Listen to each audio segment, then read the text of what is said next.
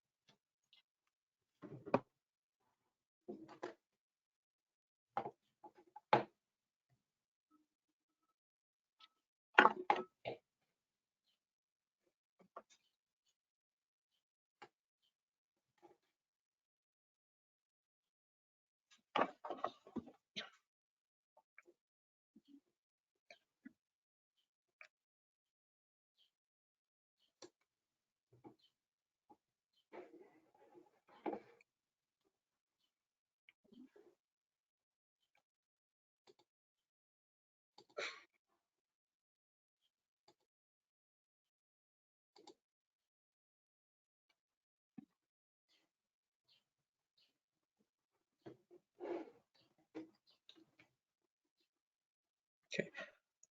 Hi, everyone. It's 3 o'clock British summer time. It's time to get started, but maybe perhaps we could give 60 seconds for those that are struggling to come through. We will be starting in about 60 seconds from now.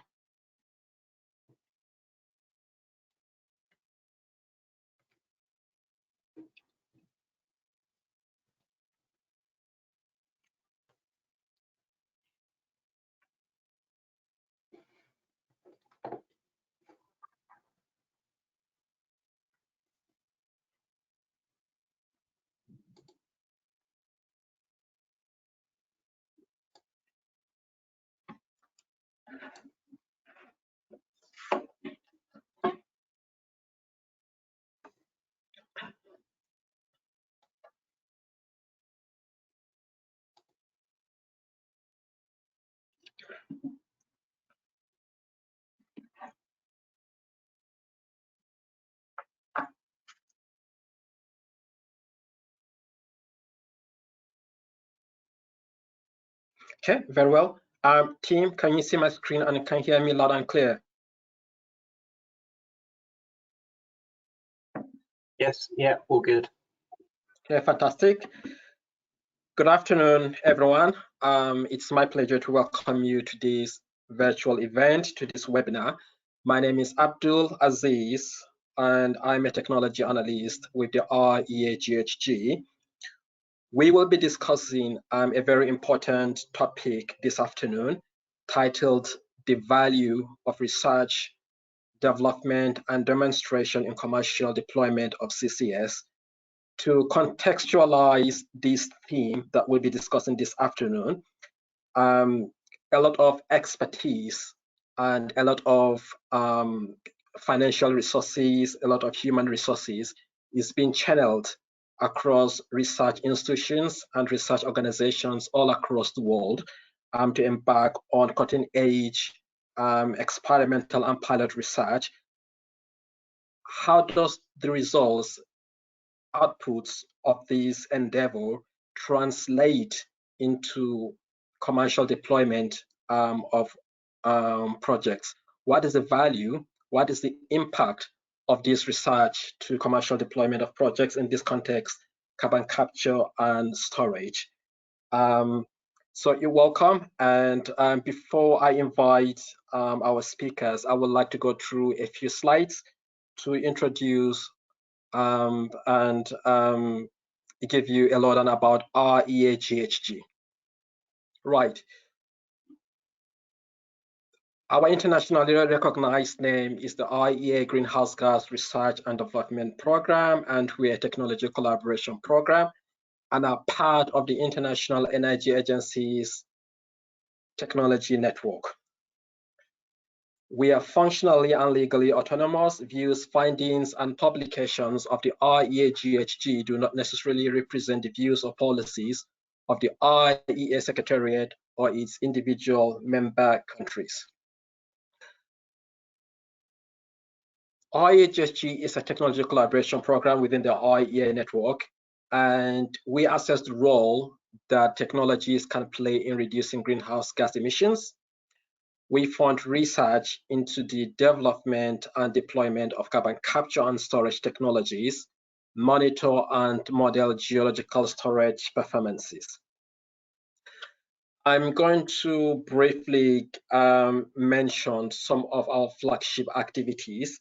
We have quite a few. Because of time constraint, I'm not going to go through each and every one.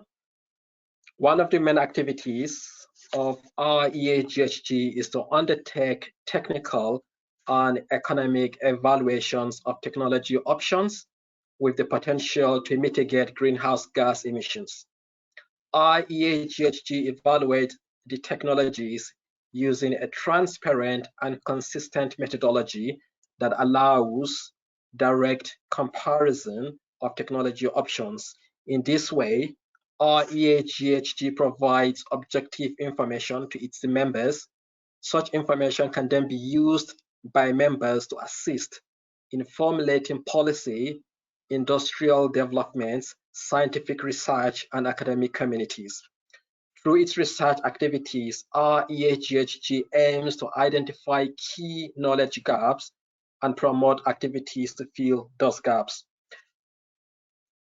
I'm gonna say a word about the summer school. We're excited to announce that the IEAGHG's 2023 summer school will be hosted by the International CCS Knowledge Center and will take place from the 9th to the 15th of July 2023 in Canada.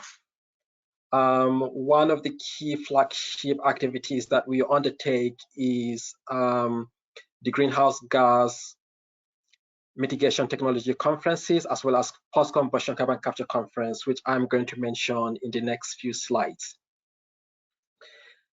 The Greenhouse Gas Technology Conference is the largest international conference for CCUS community. The 17th in the series of this conference takes place in Calgary in Canada in October 2024. This conference will be hosted by Emissions Reduction Alberta. Call for abstracts opens in September 2023.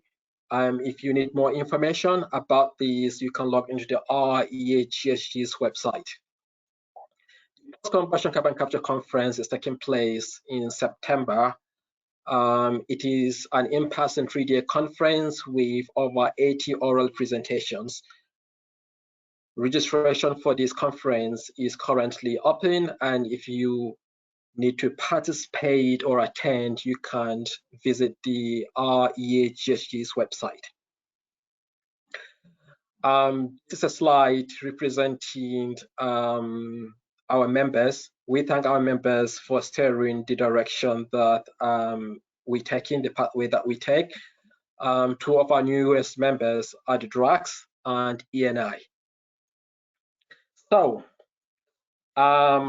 we have three speakers from reputable organizations, namely SINTEF, the Translational Energy Research Center at the University of Sheffield, and TNO. I'll be moderating this session. Our first speaker is Mary Bysveen. She joined SINTEF Energy in 2006, where she held several positions within the research, management, business development, and strategy. Our second speaker is Muhammad Akram, who leads the carbon capture and utilization research team for the Translational Energy Research Center and Energy 2050 at the University of Sheffield. His expertise lies in the fields of combustion, carbon capture, gas turbines, and waste-to-energy technology. Last but not the least, Filip Neele from TNO is the lead scientist on CO2 storage, transport and storage on TNO's subsurface team. Since 2006, Filip has set up and led projects that cover a wide range of topics in CO2 transport and storage, such as regional screening, studies for CO2 storage capacity, and detailed storage feasibility assessments. Our invited speakers will have approximately 12 minutes to speak to us on this very topic, and I will encourage you to ask questions, and you will find a chat box at the top right corner of your screen that will enable you to post your questions. Webinar will be recorded for your information and will be hosted on the IEAGHG's website in due course. So without further ado, it is my pleasure to invite our first speaker, Mary. Mary, the floor is yours.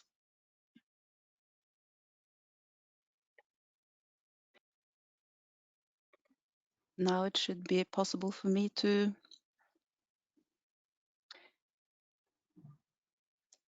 show my screen.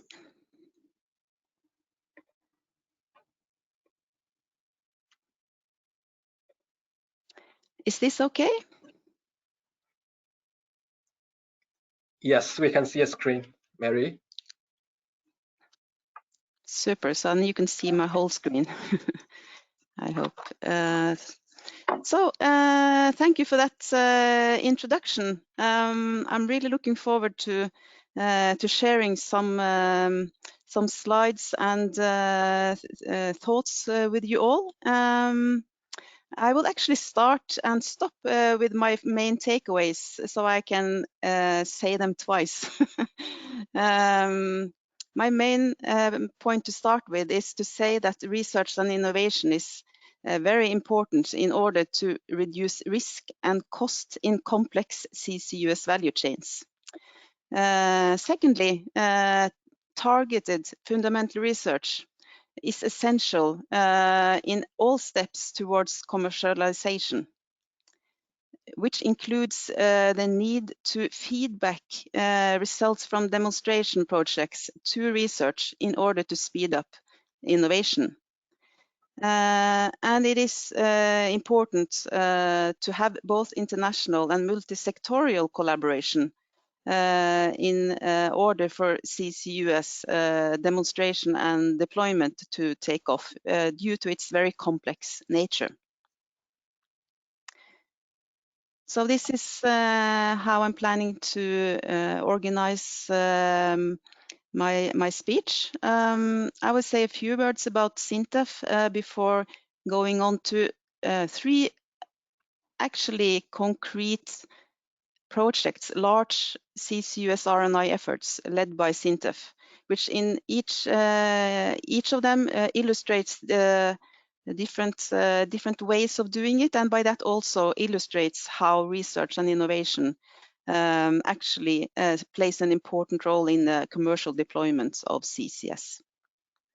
And I will end by saying some words about what the fact that we do have limited time, how that influences what type of research should be focused for CCS.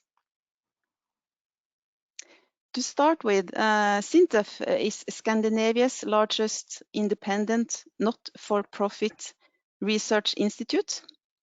And our key roles in society are several, let's say. We do research and innovation. We have important laboratories and software, which is important for research on CCUS. We are also involved in commercialization of technologies, and not at least doing thought leadership is also very important when it comes to CCS.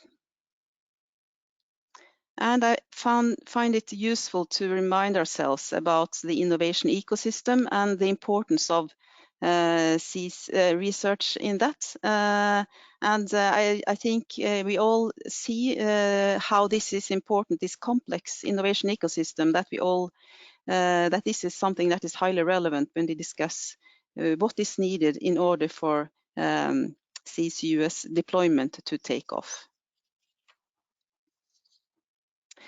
Coming to large CCUS R&I efforts, this could be there could be many examples here, but I have chosen 3 ongoing large projects. The first one is a nationally funded large 8-year program called NCCS. The second one and the third one, they are European projects, H2020 projects, namely the Access project and the CHEERS project. They all they are rather different, and I would like to point towards some specifics of each of them. This Center of Environmentally Friendly Energy, called NCCS, this is an 8-year program which is coming to an end next year, and is focusing on these three pillars of CCS. First, to reduce the cost. Secondly, to de-risk. And third, to scale up. And in NCCS, we have 2 deployment cases. First, CCS for Norwegian industry, and secondly, focusing on storing Europe's CO2 in the North Sea basin.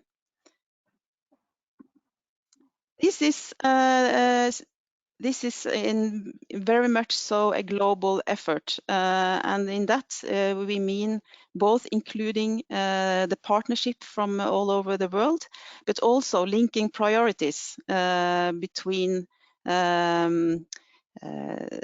let's say strategies like the European set plan, strategies and work done by the IEAGHG, mission innovation, and so on and so forth. And I would specifically like to mention our research and mobility program, which is highly international. These are the research topics included in the FME and CCS, ranging from both capture, transport, and storage. This is my last one on NCCS, and it illustrates the partnership.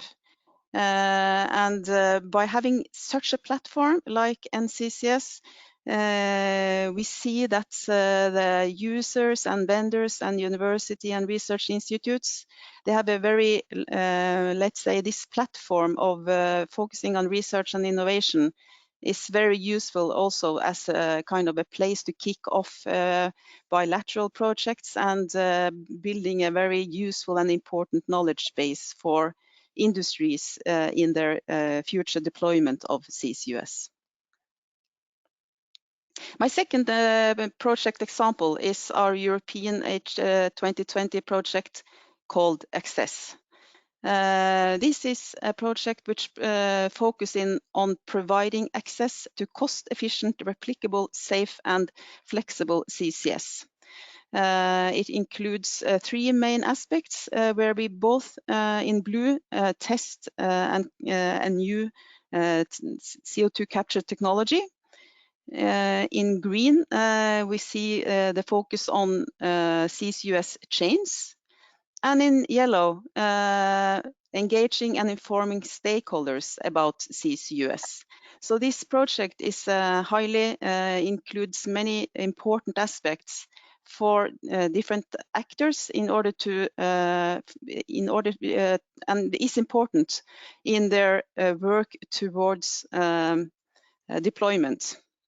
And it's a carbon dioxide removal project, including pulp and paper, waste to energy, cement, and biorefineries. I would like to show this slide showing the consortium, which illustrates in many ways the strong engagement by important stakeholders in their work towards deployment of CCUS. My last project that I will be mentioning, that is related to developing demonstration project on chemical looping combustion, being a collaborative effort between China and the EU. This is a H2020 project coordinated by SINTEF, and it's partly paid by the European Commission for the European partners, and China's MOST program for the Chinese partners. You can see here the ambition of CHEERS, which is related to improving the CO2 capture technology, CLC, and verifying it in an operational environment, first at 150 kilowatt scale, and then at the moment there is construction of a 3 megawatt system prototype in China, which this will constitute a major step towards large-scale decarbonization for potential for retrofitting, which is, I would say, extremely useful for that kind of industries. You can also see here, major step towards large-scale decarbonization, designed to work in refinery environments and produce high-temperature steam. And also for other industries, it might provide a way of capturing the CO2, of course. This illustrates a modus operandi in this project and very strong involvement from large industrial players that sees this type of research project as an important stepping stone in their work. Finally, after presenting some examples of how research and innovation can place important roles, I would like to go into a more few minutes about more, let's say, a principle or a view that is shared and presented by Professor Roland Spahn of the Ruhr University.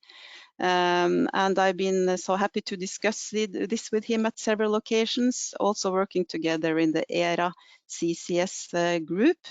He presented this, you can find the link to his presentation called Targeted Fundamental Research as an important element of high TRL projects.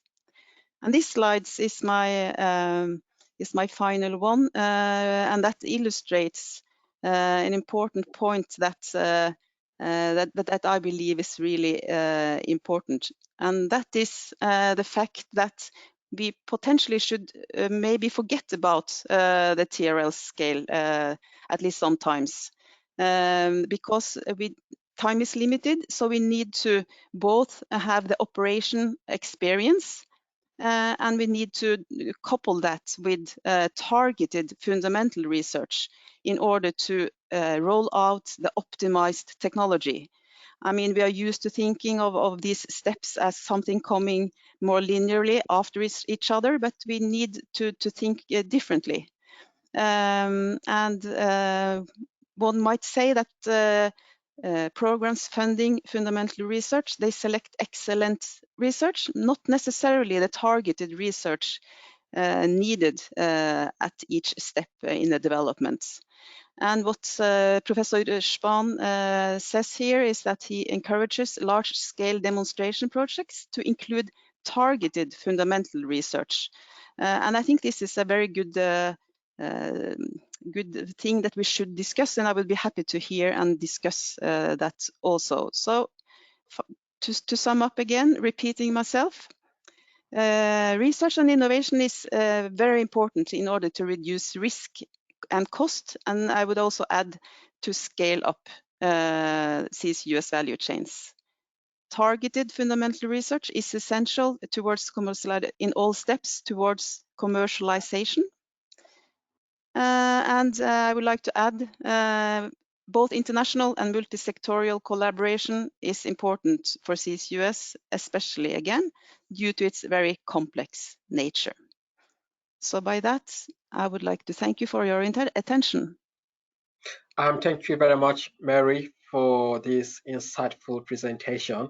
You will need to hold on for the next few minutes. If you do have any questions for Mary as we move on, there's a chat box at the top right corner of your screen. Try to post your questions, and we will seize the opportunity to post these questions to our speakers and hear them respond to your questions. Our next speaker is Muhammad Akram from the Translational Energy Research Center at the University of Sheffield. Muhammad, the floor is yours, please. Thanks, Abdul.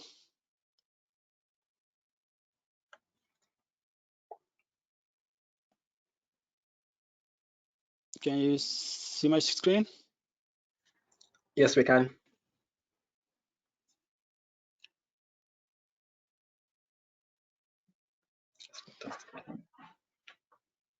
Okay, so, well, I'll start with the Translational Energy Research Center introduction. This center is relatively new, so we just set it up a year or so ago, 2 years ago. But it is a development from our old center. People know it as PACT, Pilot Scale Advanced Capture Technologies. So we had 7-8 years work on carbon capture at that center, and that was flooded. So we had to move out of that side, and we developed this center. So it has a broad range of applications, capabilities as compared to PACT. So the TORC is a national pilot scale facilities for low carbon energy research and development, technology demonstration covering CCS, renewable energies, hydrogen, sustainable aviation fuel, and integrated energy systems. I will briefly touch what does this mean towards the end of this presentation because of the time limitations. We are funded by ERDF, well, partly funded by ERDF, partly funded by BASE, that is UK's UK government's funding body, and we have part funding from the University of Sheffield to establish this center. We have comprehensive range of equipment and capabilities where we can test, optimize, and demonstrate different technologies at pilot scale. I will briefly touch this as well. What does this mean? We are one of the largest and best equipped R&D facilities. And we're working with a wide range of regional, national, international organizations from SMEs to large multinational companies and academia. So we are part of ITCN, International Test Network Center. We are part of EXCEL, which is European Research Infrastructure for CCUS. And we are also part of International Flame Research Foundation. Well, we've been chairing this for some years, but I'm not sure if it's still the case. So this is where we sit. So you can see these 4 different pictures on the bottom. On the left is from SINTEF, and we are the second from left. So we have a 1 ton per day carbon capture facility here. And then third one is TCM, I guess, and then the commercial plant from somewhere. So just to show you where we sit in terms of scale of demonstration in terms of CCUS.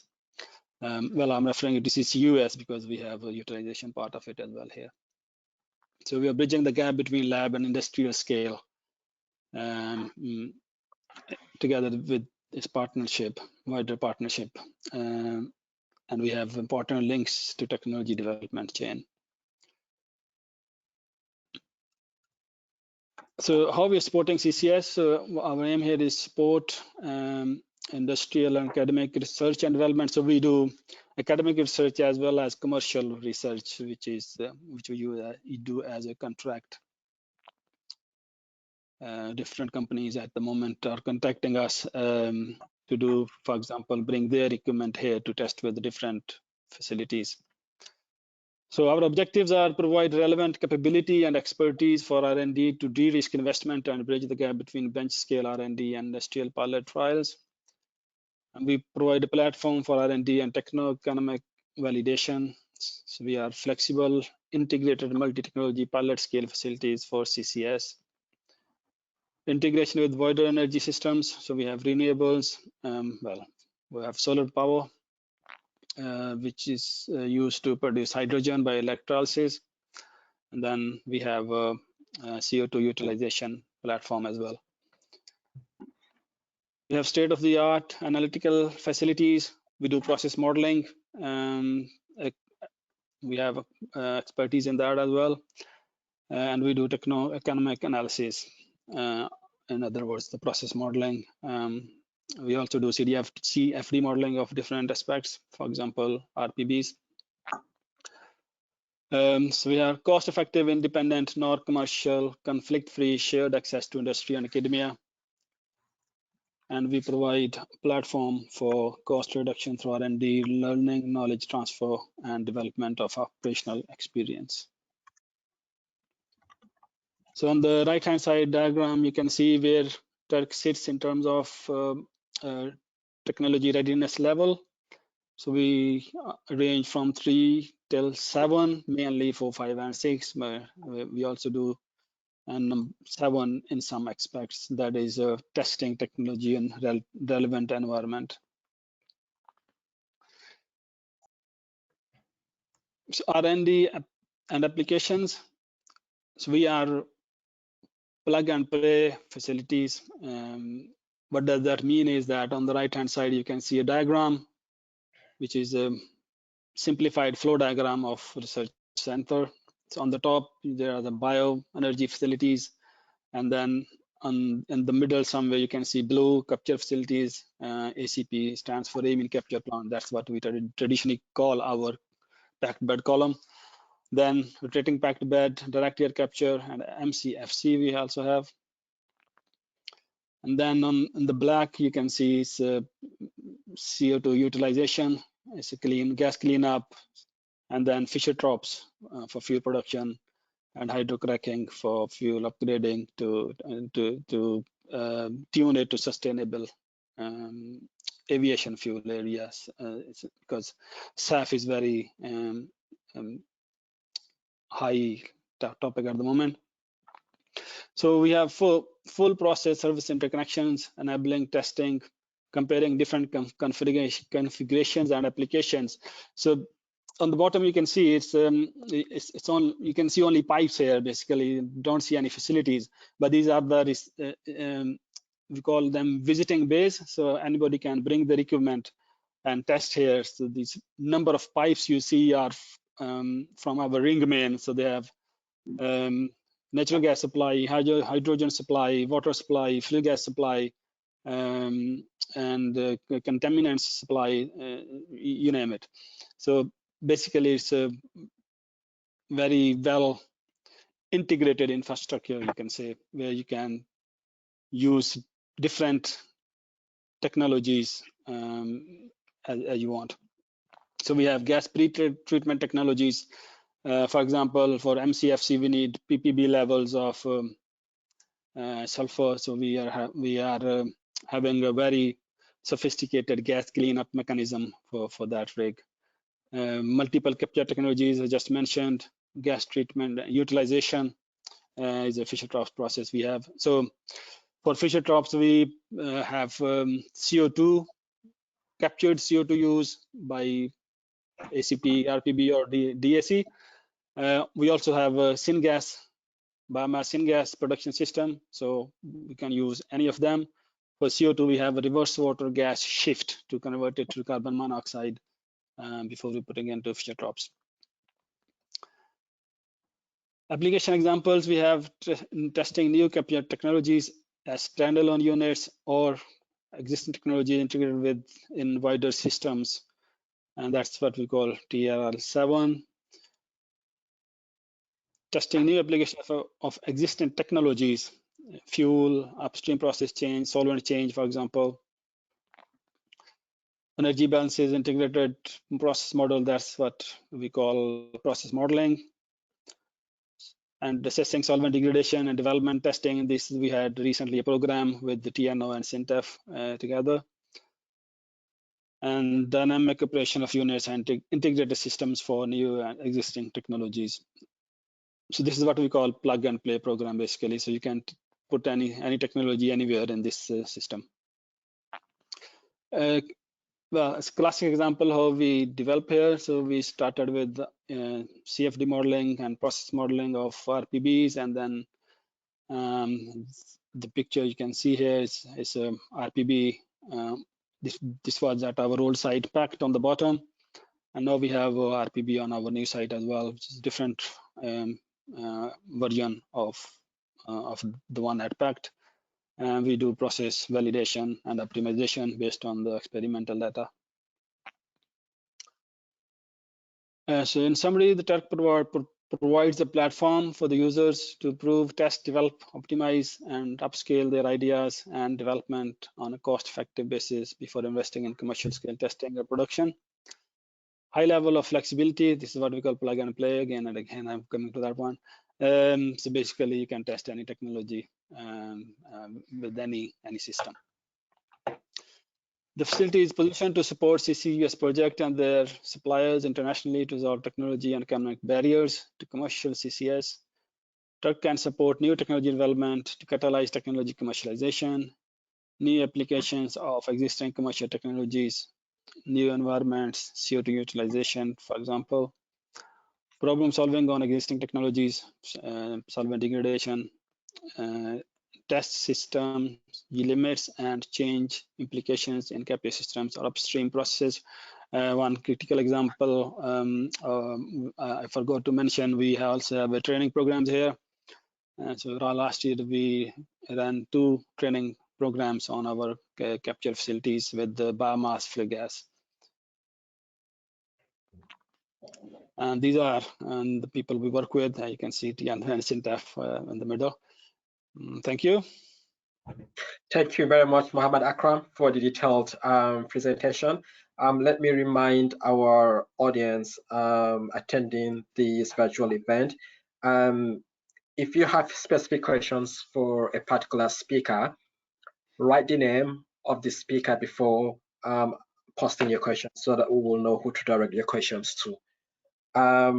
It's my pleasure to give the floor to Filip Neele from TNO for his presentation. Filip, the floor is yours, please.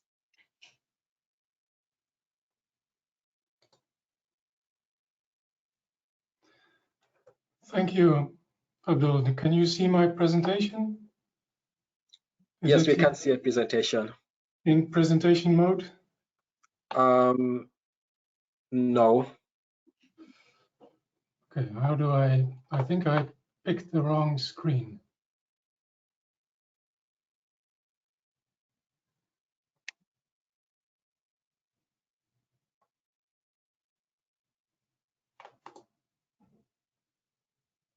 Can you again give me the screen? I think I'm no longer sharing the screen. No, you're no longer sharing the screen.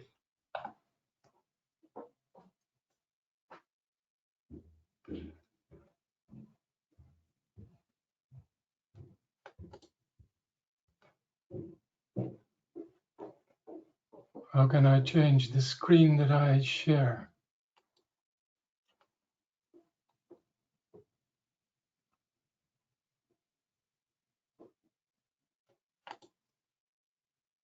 This is not right. Abdul, can you help?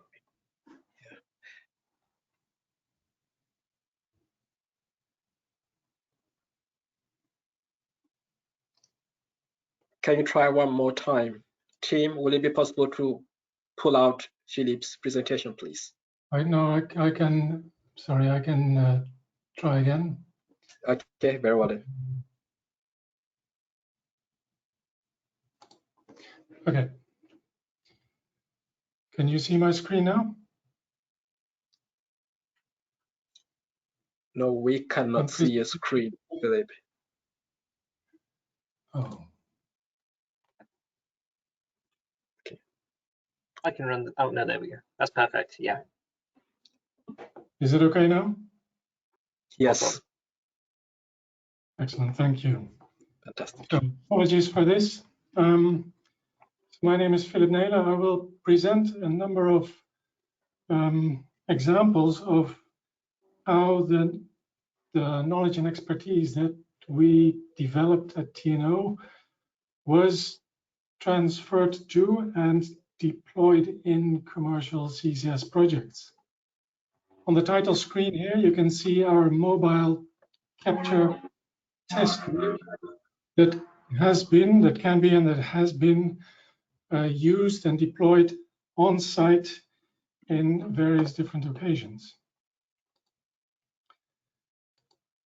A few words about TNO. We are the largest Dutch R&D organization.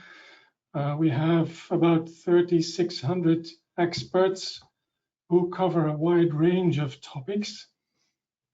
Among these topics, of course, is the energy transition in all its facets. So we cover a wide range of topics in the energy transition. CCS is one of them. And in CCS research, we cover the entire chain from CO2 capture to transport to storage. Not discussing CCU here, but this is also part of our range of topics. So I'll quickly move on to the topic of this presentation, which is to talk about CCS projects. And this is just a slide showing a very abstract representation of a CCS project where we have the capture systems on the right-hand side linking to some way of transport, either pipeline or ship, linking to, in these days, in Europe at least, mostly offshore sites, an offshore platform that provides access to geological storage. And in my presentation, I will start at the capture side and then move to transport and storage.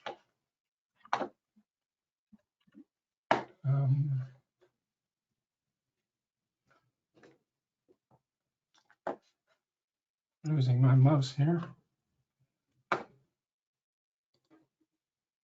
So starting with capture, I have a number of examples that are linked to the waste to energy sector. This sector is active in the Netherlands, and a number of waste to energy plants is shown on in this table, and some activities that we've undertaken for these plants are listed in the table. What I really want to highlight is the first one, the waste to energy plant at Duiven in the east of the country, and I'm proud to say that TNO has been involved in the development of this full chain CCS project from the start. So what we see on the picture is a number of vertical cylinders that hold the captured CO2, which is trucked to nearby greenhouses. The next slide gives an idea of our involvement. So we were heavily involved in the feasibility part of the project, where we deployed our mobile plant in order to test solvents, to test the feasibility of capture at the location.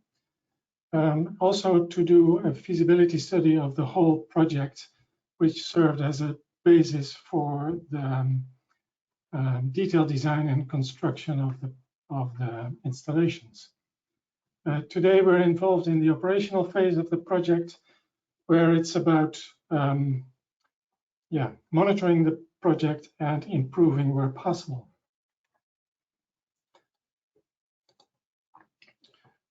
Second element of the capture side of things is solvent technology scale-up,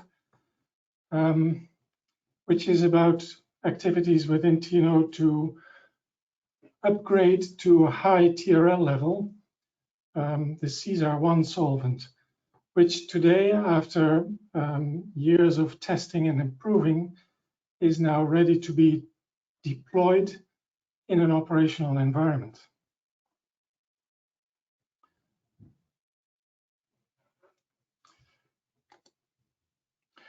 On to CO2 transport, and here I focus on CCS projects that have been and still are being developed in the Netherlands. The table mentions the road project, which is a project that was developed about 10 years ago out of Rotterdam. The Portos project, which used the legacy of the road project and to build a much larger, a more complex project. Then there is the Atos project out of Amsterdam.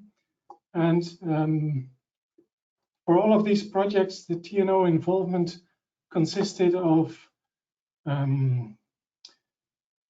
meeting the challenge of finding safe transport and injection scenarios in the case of using depleted gas fields for storage, especially when the pressure after the end of production is really low in the field.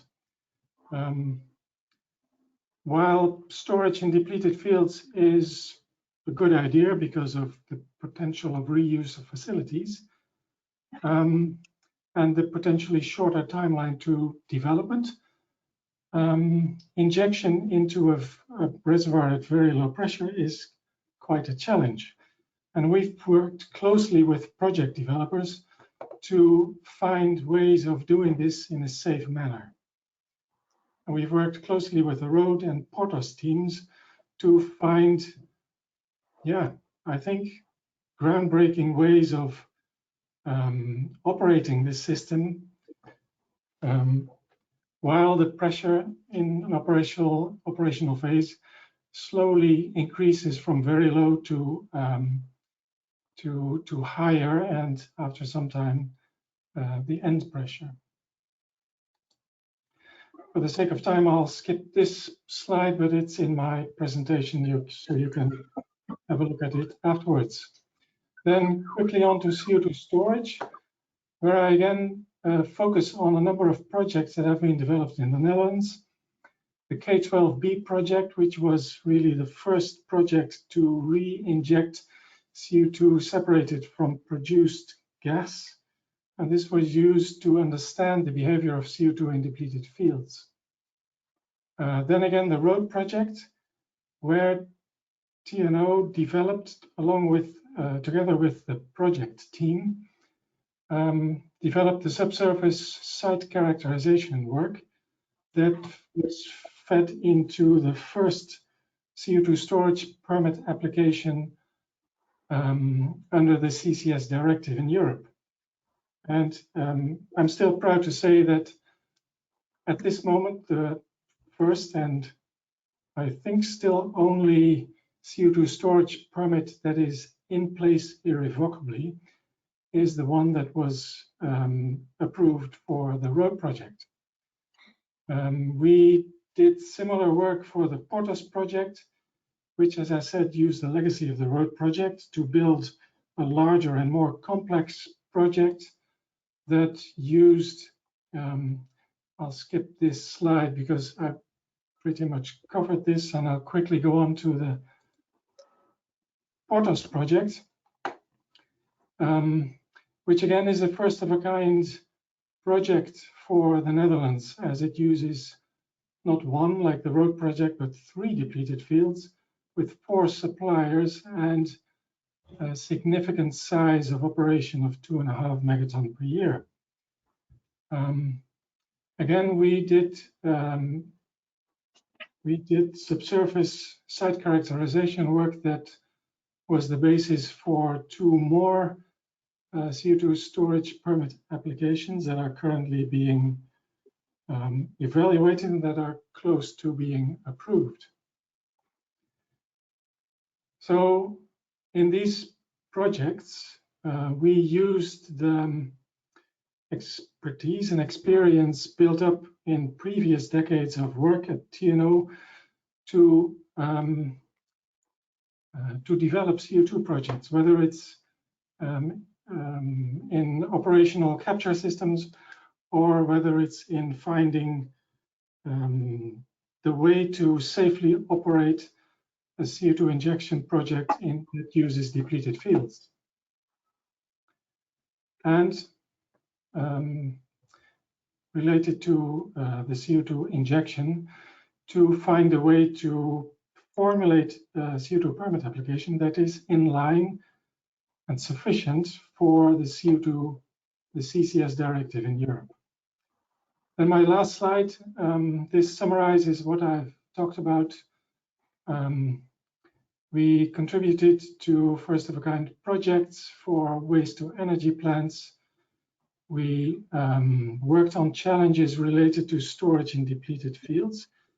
And now, and this links back to Maria's presentation, I think we are ready to take on the new challenges that undoubtedly will come out of all these CCS projects in Europe that are very close to the operational phase, and to take on the problems, issues, questions, and answer them. And some of those will be at low TRL, others will be at higher TRL. But I'm sure these will be exciting times. Thank you very much. Thank you very much, Filip. Thank you all for your presentations. We have about 10 minutes for Q&A. Very quickly, I think, Mary, I'm going to start with you. There is a person posing a question named Mary McKee. She commended your presentation, pretty precise and insightful. What she was trying to ask is that the idea of funding that targets fundamental research that is based on impact and need may not be, is not something that the public funding agencies currently do. She is in the view that government agencies may fund projects that are not key or of high priorities. How do you propose to get targeted research funded in this environment? So here we are, Mary. Yeah, thank you. Thank you for that question. I think what we need is to focus even more on research funders talking to industry at the same time as they are talking to researchers, in order to continuously have a good overview of what is needed from the industry's point of view. I would maybe say that's focusing potentially more on the impact of the research, and that demands an understanding of what that would mean. I'm not sure if I totally agree with that it's not possible and that it's not possible to do it now. I think it's being done, and I think it's, for example, in Europe, the way we have a close collaboration between industry and research, such as ERA and the technology platform ZEP, when we discuss with the Commission on priorities, it's very much about focusing towards what is needed now in order to speed up deployment. So I think we are doing it, but I think we should increase the focus even more. Okay, very well, thank you very much. Akram, I think I have a question for you. Over the last few decades, 20, 30, 40 years, there's consistently been research and development regarding the cost of CO2 capture. From 20, 30 years ago until now, do we have an understanding how much research and development have contributed to the reduction of the cost of CO2 capture?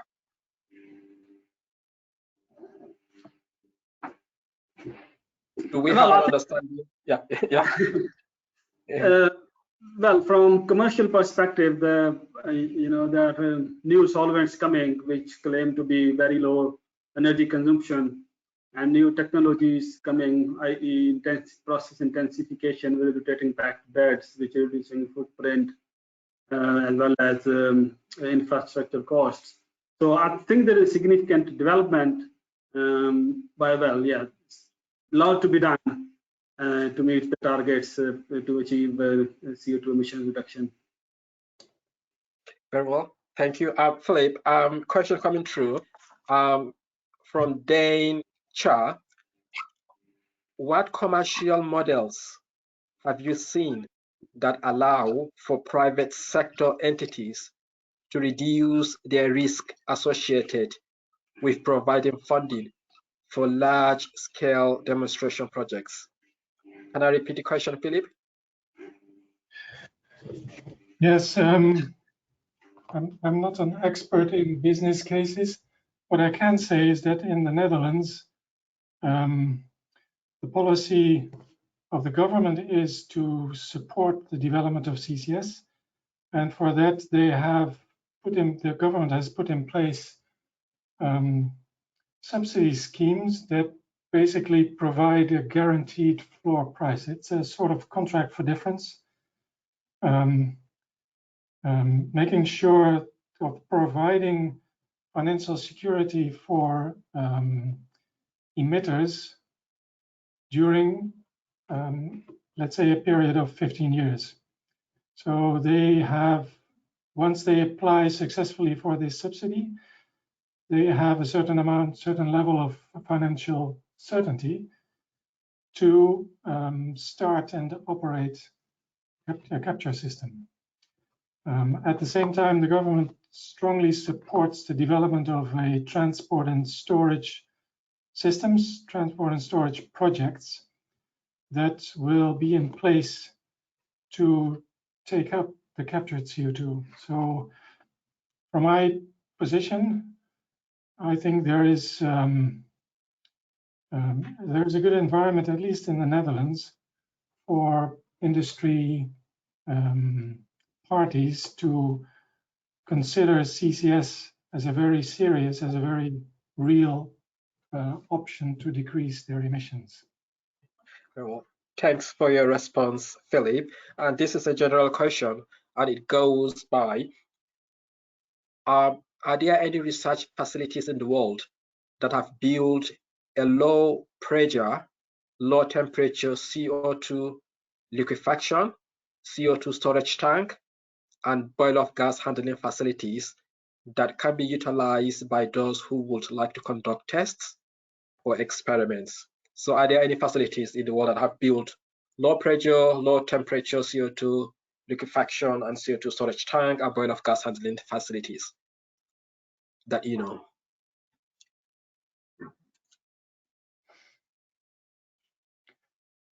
Not to my knowledge. Okay, very well then. Yeah, I don't know. Okay, very well then. Another question from Dan Schatz goes by, how do you promote collaboration among entities or groups that are managing similar research and development activities, who are concerned with protection of leakage or intellectual property? I think this is a very important question. How do you promote collaboration among research organizations, that are managing similar research activities, who are very concerned about the protection or the leakage of intellectual property? I can start on that. Maybe others could comment. I mean, this is something we do all the time. And funding is very much encouraging collaboration so that large consortia can work together. We have normal, let's say, templates for contracts in these type of projects. So it's I don't see this as a major problem. It's actually something we handle very, daily. Yeah. I mean, it's the same across, I think, all the facilities. There's existing collaboration templates that you can use for collaboration projects. There might be contract research, which requires secrecy, as well as collaborative project, which requires confidentiality and secrecy. And then you implement non-disclosure agreements, or you include that within a collaboration agreement. The distribution of the intellectual property normally rests with those who are inventing. Our facilities, in particular, will be the same for Filip Marie. We can provide a service of someone where they are testing, whereby they maintain all the intellectual property themselves. We have no say in it, simply providing us access as a service. Those facilities. In a collaborative project, when you jointly develop, then it's normally shared between those who contribute to that. Okay, just a minute. This is a question for Filip Neele. Are there some open sources for carbon storage modeling implemented in Python or MATLAB? Can you repeat the first part of your question, please? Are there open sources for carbon storage modeling implemented in Python or MATLAB? I'm probably not the right person to ask this question to. We use a range of simulation packages to study the behavior of CO2 in pipelines, wells, and reservoirs. Some of those are commercial. Some of them are open source. I'm not really sure what sort of language these are developed in, but these are open source. They're worked on by various organizations like SINTEF, TNO, and many others. So yeah, there's both types, commercial and open source. Very well, thank you very much. Mary, Akram, Filip, it's been a pleasure having you all talking about the experiences of your research in your respective organizations regarding how that impacts commercial deployment of CCS across the world. Thank you for your time, and thank you for the audience for coming on board. And let me seize the opportunity to say bye all and take care. Thank you. Thank you. Thank you. Goodbye. Goodbye. Thank you. Bye-bye.